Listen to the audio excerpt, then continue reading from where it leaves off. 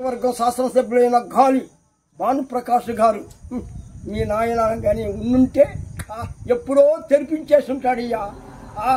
ఇక్కడ మన నియోజకవర్గంలోనే ఆ రోజాన్ని ముక్కు పెట్టించున్నాడు, అడుగు పెట్టించున్నాడు.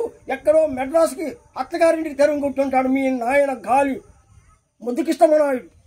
నువ్వు ఎక్కడయ్యా నిద్రపోతున్నావు ఏమో కానీ తక్షణమే వచ్చి మా యొక్క బాధలు కష్టాలన్నీ గ్రహించు. మొన్న ఆటోమేటిక్గా ఏదో గుంపులో గోయింద మాదిరిగా మీరు తెలుగుదేశం మీటింగ్ పెట్టించావు నగిరి నియోజకవర్గంలో. నగిరిలో పెట్టాం, రైతులంతా వచ్చాం, ఏదో గుంపులో పోయిందని ప్రమాణం చేసాం. అట్ట కాదయ్యా, మండలానికి వచ్చి తెలుగుదేశం నాయకులు ప్రజలు అందరూ వచ్చి ప్రమాణ స్వీకారం చేయాలి.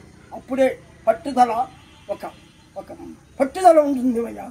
అయ్యా గాలి భానుప్రకాష్ గారు, మీరు దీని గురించి నిద్రపోవకండి. మన ఫ్యాక్టరీ ఇంకా 3 సంవత్సరాల లోపల ఫ్యాక్టరీని తెరిపించి మా యొక్క బాధలు కష్టాలన్నీ తొలగించేట్టుగా చెయ్యయ్యా. మా రైతాంగాన్ని కాపాడు. భానుప్రకాష్ గారు, నువ్వు తాత్సారంగా నిద్రపోతే కాదు, నీలో ఒక పట్టుదల ఉండాలి. నువ్వు ఎవరి నాయకుడు అయ్యా, యువకుడు. నిద్రపోతే బాగుండదు.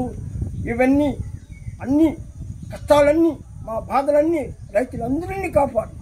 అందరూ సుఖ సంతోషాలతో ఉండాలని మన ముఖ్యమంత్రి నారా చంద్రబాబు నాయుడు గారు పోరాడుతున్నారు. కానీ మీరేమో నిర్లక్ష్యంగా ఉన్నారు. ముందుగా ఈ యొక్క మినరల్ మండలంలో ఉన్న ఈ షుగర్ ఫ్యాక్టరీని తెరిపించి మా యొక్క బాధలు కష్టాలన్నీ తొలగించేయ్యా. రావయ్యా రా. నువ్వు ప్రమాణం చేయటం కాదు, అందరూ మండలానికి ఈ 5 మండలాలు, మన నియోజకవర్గంలో ఉన్న 5 మండలాలు ఒక్కొక్క రోజు క్యాంప్ వేసి వాళ్ళకి అందరి చేత ప్రమాణం చేయించి, అదే మండలంలో ఉన్న ప్రజలు, తెలుగుదేశం కార్యకర్తలు, నాయకులు అందరూ వచ్చి ప్రమాణం చేసి ఒక పట్టుదలగా మనం పోరాడాలి.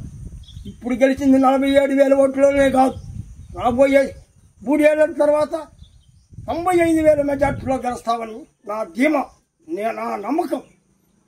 ఇదే నా నమ్మకం.